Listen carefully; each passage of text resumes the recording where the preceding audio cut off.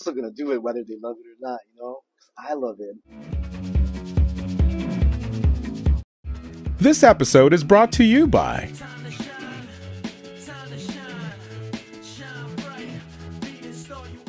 Hi everyone, welcome to Chat with Nick, and it's a really cool day out here. We're here in Los Angeles, in historic Filipino town, and look who's right next to me. It's Marlon D. Oh my God, What's up, I'm Nick? so happy to see you. Good to see It's you. been such a long It's been a minute, time. huh? When we met, oh my The gosh. first time we met was Yeah. it was at a show in No, actually, West but we Covina. Noipits. That was my birthday, but Yes. we actually met over the phone, Yes, and that's right. you remember? And we were putting together a show for Bagyo, our really good friend who's also a rapper. Rest in peace. I was looking for rappers to interview, and it just so happened Marlon D reached out to me, and that was the time we were doing a memorial for our good friend Bagyo. Had all these singers and performers in LA who our good friend Bagyo started with at Kusina Filipina in Eagle Rock. So shout out to Kusina Filipina and Kuya June Miranda and Ate Vener. And yeah, so that was how we met. Remember? You were so mad at me. What happened? What was that there again? Remember? You were so mad at me because I was like I brought the news. Oh, Right? that's right. I didn't know. And you Right? were like, you didn't know? And I was like, no. Yeah, and I wasn't mad at you. I was shocked. I was like, what? That was crazy, man. yeah, Rest in peace. and apparently, like, he was one of your influences, or like the people that you looked up to in terms of LA hip hop, like local LA hip hop, Yeah, I right? definitely heard of him, and that was sad. Like, we were barely getting to know each other too, going back and forth a little bit on Facebook message, Hmm. and I was sad that he passed. Good guy, real humble dude. Yeah, so that's how we met, and ever since, like, Marlon D has been a really good friend of mine. I follow him, what he's doing, and his projects and all of that. And so, what brings you to LA? I actually had a show in Norwalk last night. Mm-hmm. Shouts to Jamworks Radio and Destruct is one of my friends in LA that doing his thing too. He threw a festival last night in LA. And shouts to everybody that was involved. It was a fun night. I got a chance to perform with my group Groundwork. We've been dropping new singles lately. We got about 5 albums done, just unreleased, and we've just been putting it out in a gradual process of just singles every week. Um, we're trying trying to mix hip hop and punk rock, and that's what I've been working on lately. Yeah. 5 albums? Yes, we're constantly working. Like we started working in October. Shouts to Transformer. That's the producer's name. He's from San Diego. Um, I met him through the hip hop scene in San Diego, and we've been working since October 2023. It is now we are now on May or April, and we got 4 albums done for sure. We're about to start on the 5th one, but the first one's about to come out middle of May. Mm-hmm. So if you guys follow me on Instagram, just click on the link tree. All the single links from Apple Music, Spotify links are all there. So yeah. So it's only been a year and a half, and you guys already have almost 5 albums? Not even a year and a half. It's like 6 months. Yeah, we got 4 albums recorded, mixed and mastered. We've just been working every day, trying to develop the habit of just staying in the studio, staying Mm-hmm. creative, trying to get better at songwriting, and because I feel like I have to kind of manage my time. I spend a lot of time doing shows on the road, but I think I'm learning like I got to spend as much time in the studio as well. Mm-hmm. So that's what I've been doing. You really have to take the time and stop. I know a lot of artists who stop touring and performing outside so that they can actually spend time recording, writing songs, and recording. Yeah, I think you need that, but I just think you need to do both. Mm-hmm. When you're not recording, you better be performing. If you're not performing, you better be recording. The life of an indie artist, it doesn't really stop. Just for us who love it and really love music, it's almost like we need to be constantly creating for our sanity or Yeah, something. so I've been following you for almost 4 years now, since we met, and your style is reflective of 90s classic hip hop, right? A lot of it comes from the I Oxnard yeah, scene where you're originally from. And what inspired you to actually become a rapper? yeah, my cousins were DJs. Like, I was I was born in PI, moved to Oxnard in 1995. I was 10 years old. My older cousins were DJs, and that was like my first introduction to like hip hop culture from the vinyl collection. Just watching my cousin scratch, so that introduced me to hip hop. But I started writing my own rhymes probably when I was 10 years old, just trying to mess around, Hmm. trying to imitate the Brat or trying to imitate Snoop. Uh, but then around 15, I started really like saying it out loud in front of others. I had a rap group in high school called Salty Peanuts. There was five of us. So all 4 years of high school, I was with them, just honing our honing our skills, trying to like constantly perform at high school rallies, high school backyard parties, out of town events, and then college was when I first dropped my first album in 2006, and, and but really before that, I've been dropping like I dropped a group album with them in '04, and then by 2005 I started dropping my solo mixtapes. By 2006 I started dropping my solo albums. So every year from '06 to now, if I didn't drop an album, I definitely dropped a mixtape, and I'm constantly doing shows. And I took a break here and there, but for the most part, I've been,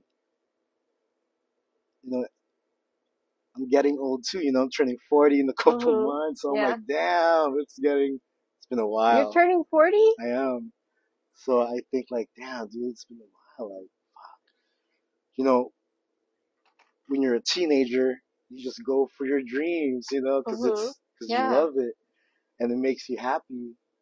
And you wake up one day, you're turning 40, and you're still going for your dreams, or not even dreams. You're just doing what makes you happy. Like Hmm. hip hop has definitely brought joy into my life, and um, I think hip hop in the mid '90s, like you said, like I sound like it because I was probably deeply influenced by it. Hmm. I mean, Coming I here in was '95, like, R&B hmm was really happening. Alternative rock was really happening as well, and hmm electronic music was coming up also. And so, what is it about hip hop that led you to want to do something with it? I was telling someone today, writing rhymes and recording it is probably like what freedom means to me, what Hmm. freedom is, to be truly who you are and say what you really want to say with no restraint or control. I think if you use it in the right way, you can definitely utilize hip hop to influence others or make others feel the same joy or the same sadness I'm feeling or the same anger. Um, but Was as it long as you make people feel something, I think you're onto something. hmm was it like an outlet, or were you trying to? Because you mentioned Totally. freedom, like were you trying to run away from something, like back then, or you just didn't have anybody to talk to? I think growing up, single parent household, um, we were poor. I would say like, mom tried her best, but when you grow up poor, you definitely need to have some kind of creative outlet and use your imagination more for sure. Um, but growing up in Oxnard, just being around it, graffiti, breakdancing, not only was an escape, it was something to just keep us out of trouble too. Like, Hmm. and when I found it, I latched onto it, and you know that you've been in it for a while when you go through your phases where you love it, and you go through your phases where you hate it. Just hate it. And there's years in my life where I'm fully involved in the music industry, and maybe a couple weeks I want to take a break from it. It's it's like it's a challenge to stay grounded in this, to like to be a working artist. That's like a challenge. Like, to be honest, I don't even know how to do how do I say this? Like, I don't know how I'm doing it, but all I know is I'm just doing it because I love it, Mm-hmm. and that's like my only recipe about it, you know. Because there's certain things that we know deep in our hearts we like doing like easily. I mean, it's not easy. There's always challenges, Yeah. but you're willing to do whatever it takes and overcome them. Yeah. Is it similar in that sense? Yeah, I was just telling someone like to prepare for last night's show, we've been rehearsing 3 times a week. So even as a working tax-paying adult that has to work at 7 in the morning the next day, I really do have to make time for rehearsals. At 7, if I get off at 7 p.m., rehearsals start at 8, and we're gonna be there till midnight, and 3 days a week to prepare for one show. I guess I say that to say, if you say you love it like you say you do, you will make time for it. Mm-hmm. And I think that's the biggest sacrifice. But it doesn't feel like sacrifice if you love it though. So, um, but yeah, it takes commitment, dude, for real. You moved Yeah, here when you were 10, I was right? 10. Yeah, In she's Oxnard. good. So I love Vic's I questions, know dude. stuff about I you. love your questions, Vic. She's a good one. She's a good one. When you were 10, what was it like? Did you have any kind of culture shock? I mean, because it's so different.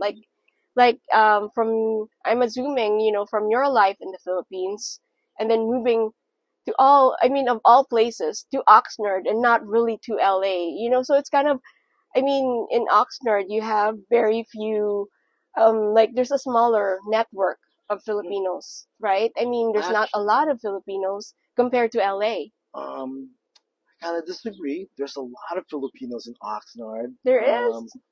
Especially growing up in the mid '90s, I felt like South Oxnard in 1995 was 60% Hispanics and the other 40% Filipinos, at least in our area of Oxnard. So, um, yeah, I think the Filipino community is big out there. Mm-hmm. Shouts to the Ox, you know. And so would you say just like your family, like did you find family in hip hop and from your community when you were in Oxnard? Yeah, I definitely found friends through it that I still keep in touch to this day. Um, I think it's probably the first time in your life you feel like you belong into something cool, you know, or you felt accepted and belonged. But it was nothing but good memories in the hip hop scene back in Mm-hmm. Oxnard. What was Yes. the scene like in the 90s in Oxnard? Yeah. Shouts to Madlib, Stone Slow Records, everybody that put it down. Decades and decades. Um, I know a lot of people know Anderson .Paak now coming out of Oxnard, but since like 96, 97, there was a group named Loot Pack that really broke out first internationally and got signed to Stone Throw Records. And a lot of Oxnard artists built that label. Um, Not just that, I think there was a lot of talented breakdancing going on in Oxnard and a lot of talented DJs. Um, so from mid '90s to now, I think it's still a thriving scene, and yeah, it's Did you there's some talent break in the Ox. also? I did not break dance, no, No? no.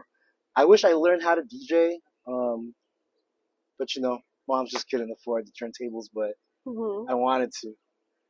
So would you But that's why you say stuck to rapping, I couldn't would you afford. say that all you had like back then was your voice and your talent for writing? Yeah, I figured if I don't know how to DJ, I gotta try to rap.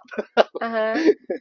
But DJing first though was the first exposure to hip hop, and I think DJing is the backbone of the hip hop culture. There's no hip hop without that. The culture comes from the DJ. So I think it's the most important person in the scene because I think the DJ can still curate this. Yeah, because they're the ones who put out the music. I mean, without them, who would hear you? I mean, nowadays you're able to put out your own music, but if you're in parties, like during that time, that's how you hear about the new songs, Yeah, right? they're super important, but I guess all I had left was my voice. You're right. Mm-hmm. Yep. And so how did that lead you to San Diego?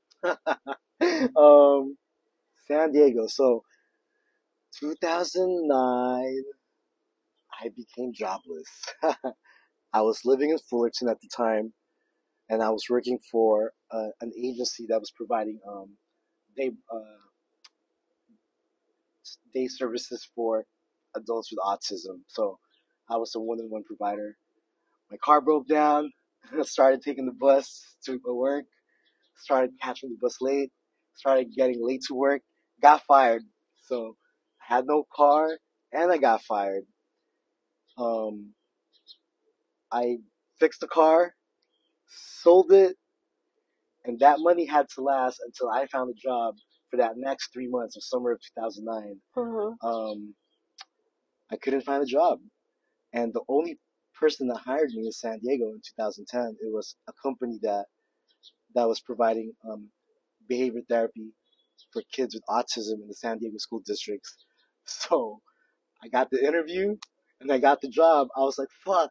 So I told my mom, I was like, Mom, do I take the job and just, sometimes you gotta call your mom for Mm-hmm. advice. Yeah. I'm like, Mom, do I just take the job and move here? And she's like, shit, you ain't got no other job. Like, you better do something. You better take it and just move there. Fuck it. So I moved to SD because of a job. So how did you get into doing behavioral therapy Yeah. for kids with autism? I mean, were you always fond of kids? How do you get into that kind of business? I mean, into that kind of job? So my major in Cal State Fullerton was human services. I graduated in '08, moved to Oxnard for 1 year, and I worked at a treatment facility that was mandated for meth users. Either they had to complete the program or they were going to go to jail. So I did that for a year, didn't like it, then moved to Fullerton. When I moved to Fullerton in '09, it was adults with autism first. So it was a day program, and I assisted them in their day job, and then I got fired. When I was sending out my resume, that was all the experience I had. So so landing that job in San Diego, working with kids with autism was the first time like I'm experiencing it too. So I was with that same kid for the next 5 years or 4 years, from seventh grade to freshman year of high school. I'm sorry, from sixth grade to freshman year of high school, Monday to Friday, 8 to 3:30. Assisted him with when he had aggressive behaviors. Uh, Sometimes social skills are lacking, so we got to work on that. And I did that, and I'm still doing that until the pandemic. Mm-hmm. Pandemic happened, they laid everybody off, but luckily I always had a second job. I do home care for kids with autism.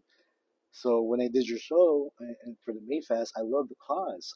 I'm a home care provider myself, so I love it. I was like, I gotta be involved in this. So yeah, that's my history with the kids. And so you have a lot of experience with behavioral issues. Yeah. But what is it like? I mean, dealing with, people who have like different behaviors, different characteristics about them, and you're having to switch, from one person to another and like deal with all of that on a daily basis. What is it? Is it does it make you crazy? I mean, yourself? Why do you think I rap? Why do you think I gotta do shows every weekend? No, I'm just kidding. Does it make me go crazy? Um, there's some hard days in my job, but I also think 90% of the time I feel blessed and grateful that I do feel like I'm helping a lot of parents for Mhm. sure. Because I think the goal with autism, just Marlon's opinion, I think the main goal is hopefully someday they become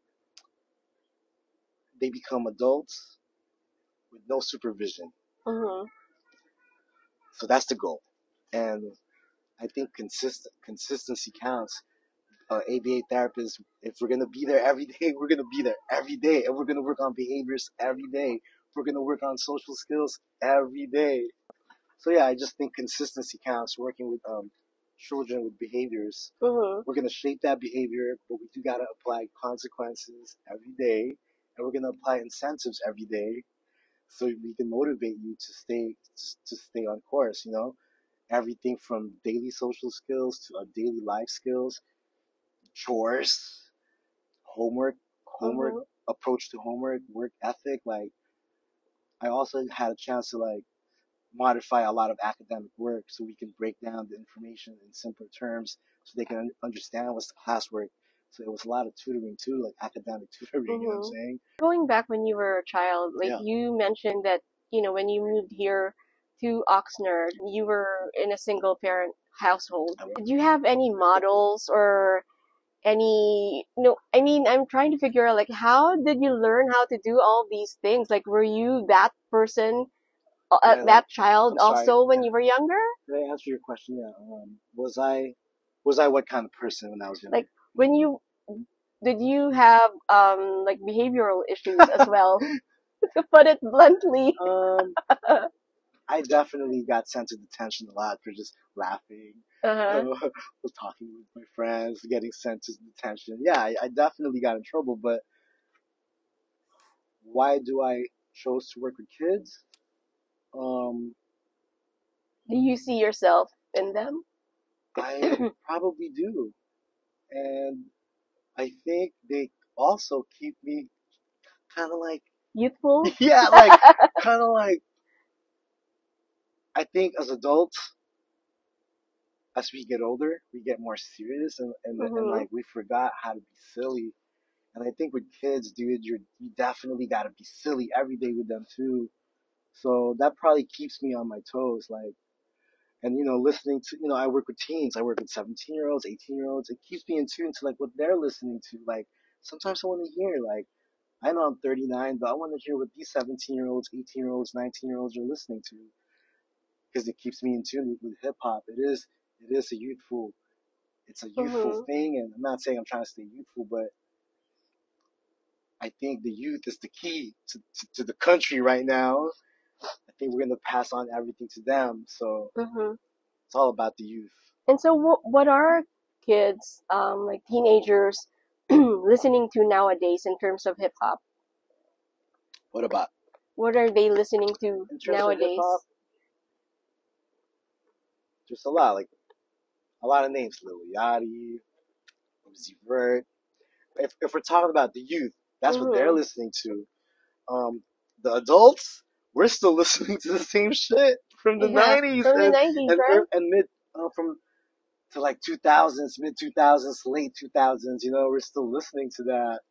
And what do you think? Because you mentioned like what kids are listening to, and I know like what I hear from the radio nowadays, like there's like this term for it. It's called quote unquote bumbling hip hop. Mumble rap. Yeah. So what do you think about like mumbling rap? I don't listen to it. I don't go out of my way to look for YouTube music for that. I don't. But when the kids I work with listen to it, I listen to it too. I'm not that close-minded. I listen to everything. And I can't really say that we should just shun the youth and not support what they're doing. I think it's important for us adults in hip hop to like give props to the youth because once upon a time the legends we looked up to in the mid '90s, they were the youth. Yes. And Big Daddy Kane and Rakim and maybe Chuck D and Public Enemy, maybe they were feeling like it wasn't represented. You know what I'm saying? Like it's just like lineage. Like as the year, hip hop just celebrated 50 last summer. Yes. It's old, but it's still fairly young. Like it's not that old. It's still kind of young. Like I just think this is gonna grow even more into something else as the years go by. I mean, these last 10 years, it changed so much. 15 years, but I think like lyricism and I think real hip hop and realness, I think is coming back. And would you say that has to do with, like you mentioned, lyricism and also melody? I'm listening to the radio and there's a lot of that mumbling rap, right? And I'm looking for the ups and downs in the music and and that has to do with melody. And I feel like a lot of us are kind of missing the melody in our lives, like listening. I mean, so when, going to like pop and listening to Bruno Mars, I think that's why like people gravitated to people like Bruno Mars and John Legend, because they had the melodic songs that people kind of related to back in the 60s and the 70s. Yeah. I think there's a lot of mainstream success a lot of artists want and go for, and there's also a lot of underground success that artists can live on. Um, it's about what you want as an artist, like Mm-hmm. if you want to appeal a little bit more to the masses, then yes, I think you need a little bit more melody and catchy hooks for sure. Mm-hmm. But if you don't care about none of that, you can keep it as raw as you want, and the people who will love you anyway, that's your cult following. That's your fan base, like just keep doing it for them. Those who love you for you. And I know, like you mentioned, being raw and the rawness in music, and a lot of your music comes from the heart. Like you talk about your experiences, and now your new work. I've listened to some of the tracks with Groundwork and Yes. Transformers, and it takes me back in the 90s, when I first arrived here in the US. There were groups like Beastie Boys, and kind of that, it Yeah. reminded me of them. And, there's rap, like, rap as the hook, as the carrier of the song. But in the background, there's a lot of rock music and Yeah. instruments. I hear a lot of that. So what was the inspiration behind that? Why did you choose to go a different route this time around? Yeah. Yeah, that's a good question. Like, I met Transformer during the pandemic. I was looking for a barber, so I met him as a barber So he's a first. barber. Yeah. Got to talking, and then just, getting to know each other. And then he said, "Yo, I do music." I go, "Oh, I do too." So when the pandemic got shut down, when the venues was sort of opening up, he was throwing shows in Spring Valley. I did like 5 of his shows.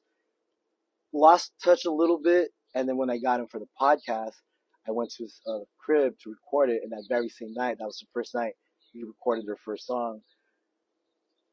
His catalog is he's been a prolific producer himself, producing for other artists in the East Coast, Detroit, California. His catalog is also extensive, and I felt like mine was too by the time we met each other. It's a weird time. We're working with each other in our late 30s, and I feel like he's dope on his own. I'm dope on my own too, but together when we fuse punk rock and hip hop, I do think we have something distinct. You know what I Mm-hmm. mean? Yes. Something different, and I'm learning a little bit more about song structure. Like it doesn't have to be 16 bars all the time. Maybe you can just cut it down to 8 bars, and he goes 8 bar. Like maybe we need a bridge after the hook. Some of these song structures sometimes it gets lost when I'm doing hip hop music, because sometimes when you do music the same way all the time, I think you're gonna get stuck to that, and that's dangerous right there. Like Mm-hmm. that's not good, because like you're not willing to like step out the box at Yes. all. So with this, I'm definitely stepping out the box, and I feel like the more risk I take as an artist, you never know what lands. Like we've been dropping singles every week. We got so many songs that we got enough to drop singles every week, and For how many years? oh man, we got 4 albums done, and we've dropped 6 singles so far, a little bit from each. But the first album is 25 songs, second album is 14, third album is the third album is 14, the fourth album is 8. Mhm. So that's what we got right now. And he's an artist himself, so the artwork, when you guys look at the artwork, the art cover, he does it himself. So it's been a really like growing process. It's been nothing but growth for me for the Mhm. past 6 months, Yes. trying punk rock. Because I can't front, we're all influenced by Linkin Park, Blink 182, Beastie Boys, Yes. Incubus, Nirvana, everything, Foo Fighters, Kiss, Aerosmith. We're all influenced by that, and I think that's coming out in our music too. Going back to what you said earlier, like, so when you're writing songs Yeah. for rap and hip hop, it's you pretty much have the lyrics, right? And you rap the lyrics, but then the beats in the background is almost the same cadence, and you kind of follow that. I mean, if you're rapping, if you're following like the old style of rapping, you follow the beat and the word with like the last beat, right? And so sometimes it gets monotonous when Yeah. hearing it like as an artist. And so I'm like kind of likening it to you coming out of that box, right? And trying, like a different song structure, a different way of writing songs. Different Because there's, sound. yeah, Different sound. there's like a climax, you kind of like lead up to certain points in the song. Yeah. Is So, that almost like similar to how life is really in like real life? I wanted to add Transformer plays the guitar, the bass line, the synthesizers, laying out the drums. It kind of reminds you of like artists like Prince. Prince was known for playing every single instrument on the album. But with that being said, it's life like that. Yeah, man. Life is not monotonous. Life is nothing but ups and downs. It's full of changes. And, it's funny about getting older in hip hop. I'm learning that as I'm getting older, I think I'm getting better. Yeah. I used to think the older you get, maybe it all declines. Maybe you fall off and you care less and less and you let go. For me, it's totally working the opposite. I think the older I get, I'm finding out there's a lot more to learn about music, dude. Like, I'm barely cracking a different code, you know? So I know there's different more codes to crack on how to be a better songwriter. Like, I'm just not content with where I'm at. I think I can be so much better. You mentioned stepping out the box and creating something new that you're not really used to. Something that you haven't done in a long time. But how do you keep the creative juices flowing? Where do you get that? There are days when we're just like, I don't really have any, you're down and you don't feel like doing anything and it's just not coming. Like, how do you develop lyrics and how are you able to compose? Where does the inspiration come from? So I'm finding out lately that you just have to make time for the studio at least once or twice a week. And whatever you're feeling in your heart that day, that's what's gonna come out. And it also matches the beat that we chose for that day, you know? If we chose a dark beat and I do feel kind of dark inside, that's what's gonna come out. But let's say I feel excited and one day and I feel hopeful. That's what probably I'm feeling to record, you know? And I definitely go off feeling. That's how I stay inspired to write in the studio. But even without a beat, Nick, I do try to write every day. But some days, you don't have time. But I do try to write every day with or without a beat, just to stay sharp in writing.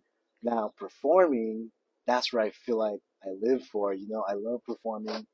And I think I love being on stage. Like, it's the best time to promote the music.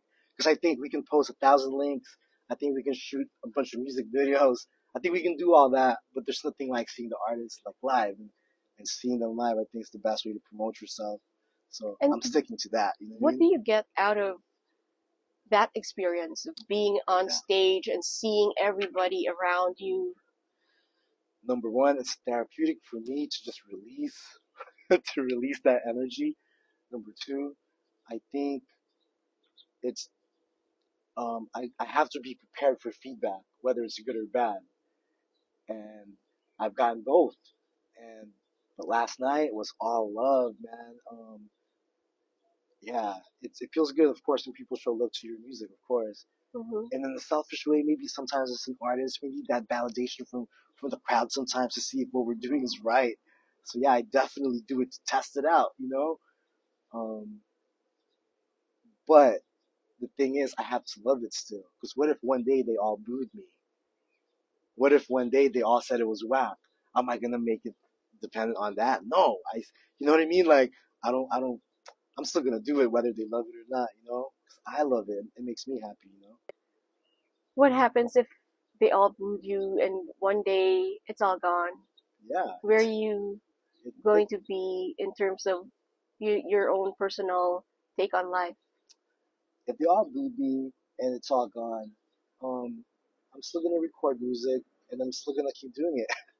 It's happened a couple times too, and like not booed, but you can tell when someone's not feeling it. People walk out or people walk away, people leave, people stop going like that. Sometimes I can see all that. And doing it since I was 15, like, the more you get out there on stage, I think it makes your skin thicker and thicker and thicker, and I think you can handle any brewing, and you can handle it. Like, you just gotta keep doing it, you know. So I think I can handle it. Mhm. What else haven't you done in terms of rapping? You know, I would like to ghostwrite. I would like to, you know, one day when it all kind of slows down, like you said, I would like to ghostwrite for others. If any other artist needs help, just assist them in writing. You know, um, I would like to do that. Yeah, 'Cause we have a lot of artists I would who, like to do that. are starting and they need content, Hmm. right? They're always looking for musicians who can write songs for them and lyricists. Working with Transformer and your new group Groundwork, what can we look forward to? So we got the first album, is Volume One. It's called The Hero Doesn't Win. We got 25 songs on that, and so far we got 3 music videos out on YouTube. Nowadays, Live It Up, and we have an animation video featuring Fashawn. Um, Fashawn was signed to Nas label Mass Appeal, and he's on the album. And after that, we're gonna start releasing singles for the next album, and we got enough to hold us down for the rest of 2024. And so, ladies and gentlemen, there we have it. Marlon D. Thank you so much. Thanks for having me. Thank you. Good times, Mick. Thank you so much for being with me. Did a great Thank job. you. See you later. Bye.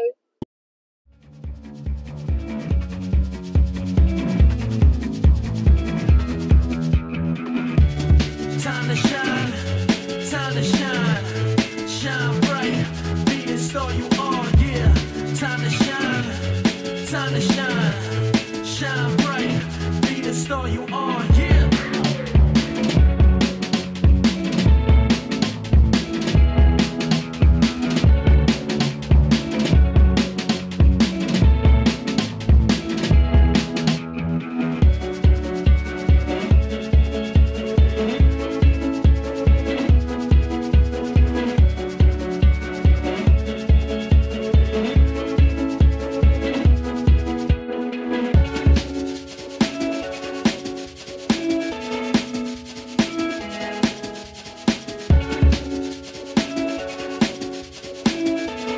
Don't miss out. Want to be seen? Want to be heard? Want lots of exposure?